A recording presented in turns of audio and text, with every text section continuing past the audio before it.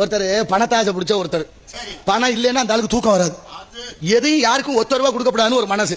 ரொம்ப நெருக்கடியான ஆளு, வட்டி கொடுக்குற பழக்கம் இருந்திருக்கு, வட்டி பணத்தை வட்டிக்கு மேல வட்டி போட்டு அதை குட்டி போட வைக்கிற அளவுக்கு திறமையான ஆளு. ஆமா, கொடுக்க மாட்டாங்க அஜெண்டால.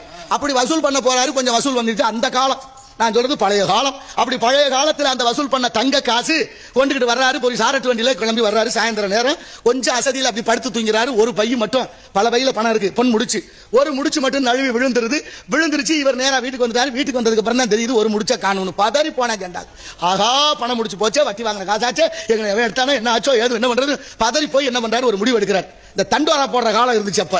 இந்த மாதிரி இன்னாருடைய பணம் முடிச்சு விழுந்துருச்சு, யாராவது எடுத்தவங்க கொண்டாந்து கொடுத்தீங்கன்னா 100 பொண்ணு சன்மானம் குழுங்கப்படும் அப்படின்னு அந்த அறிவிக்கப்படுது. 100 பொன் சன்மானம் வழங்கப்படும். இப்ப யதார்த்தமா அங்க உள்ள ஒருத்தர் ஏழ்மையானவரா, அவர் வறுமையிலும் செம்மையா இருந்தவர், ஒரு பிள்ளையார் கோயில் கட்டிப்படலாம்னு கனவு கண்டுகிட்டே இருக்காரு ரொம்ப நாளா.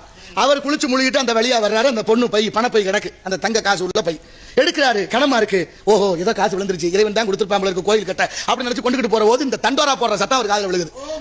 ஆமா, தண்டோரா போடுற சத்தம் விழுகுது. முடிச்ச எடுத்தவங்க கொண்டாந்து கொடுத்தா 100 பொண்ணு தரேன்ட்டாங்க. அவர் நேர்மையா நமக்கு 100 பொண்ணு கிடைச்சா போதும், எப்படியும் கோயில கட்டி போடலாம் நினைச்சு உண்மையிலேயே காலையில கொண்டு போய் குளிச்சு முழுகிட்டு அந்த பணத்தை கொண்டு போய் அந்த வட்டி பணத்தை தொலைச்சாரு பாருங்க, அவர்கிட்ட கொண்டே கொடுத்தார். அவர் வாங்கினாரு. ரொம்ப ஆச்சரியத்தோட எண்ணி பாக்குறாரு, 800 பொற்காசுகள் இருக்கு. 800 பொற்காசு சரியா இருந்து வச்சு அவருக்கு தெரியுது, சரியா இருந்துருச்சு. ஆனா எனக்கு சன்மானம் கொடுக்கறோம், எப்படியாவது சமாளிக்கணுமே ஒரு திட்டம் போடுறேன். ஏன்னா கொடுக்க முடியாது, சொன்னது பொய், கொடுக்க கூடாதுன்னு ஒரு திட்டத்தை போட்டேன். அவர் கேட்டார், ஐயா நீங்க தானே சொன்னீங்க பொன் முடிச்சு கிடைச்சிட்டா 100 பொன் பரிசு தர்றேன், நீங்க சன்மானம் அதை கொடுங்க, நான் பிள்ளையார் கோயில் கட்டலாம்னு நினைக்கிறேன், கொடுங்கன்னாரு. என்னது 100 பொன் தர்றேன்னு சொன்னது உண்மைதான், அதுல ஒண்ணு மாற்றம் இல்ல. ஆனா அந்த பையில 900 பொண்ணு இருந்துச்சு, இப்ப 800 தான் இருக்கு. நீ வர்ற வழியில 100 பொண்ணை எடுத்துக்கிட்டு கொண்டாந்து கொடுத்துருக்க, ஏன்டா திருட்டு பையில எடுத்துக்கிட்டு இன்னொரு 100 பொண்ணு வாங்க பாக்குறியா, கொடுக்க முடியாதுன்ட்டு.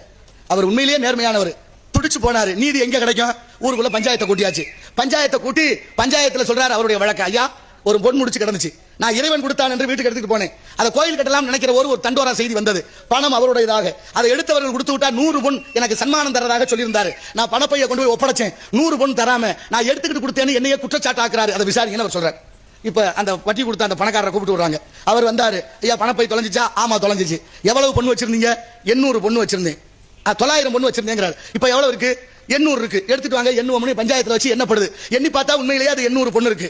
இப்ப பஞ்சாயத்துல என்ன தீர்ப்பு சொல்லணும்? 100 பொண்ணு நீ எடுத்தியான்னு கேட்கணும், இல்ல நீ எடுக்கல சொல்லணும். தீர்ப்பு எவ்வளவு நுட்பமா வழங்குறாங்கன்னு பாருங்க. ஒரு உதாரணத்துக்கு சொல்றேன். உடனே 800 பொற்காசு உள்ள பணப்பையை வாங்கி கண்டெடுத்து கொடுத்த அவர்கிட்ட கொடுத்து நீங்க கொண்டுகிட்டு போங்க, இது உங்களுக்கு தான்ட்டாங்க. என்ன காரணம் சொல்லணும்? காரணம் சொல்லணும் இல்ல, கொடுத்தாச்சு. இப்ப பணத்தை பறி கொடுத்து அவன் அழுவானே, ஐயா என்ன பணத்தை வாங்கி அந்த ஆளை கொடுத்துட்டு ஏன் காசுல நீ எவ்வளவு வச்சிருந்த? 900 பொண்ணு இருந்துச்சு, அதுல எவ்வளவு இருக்கு?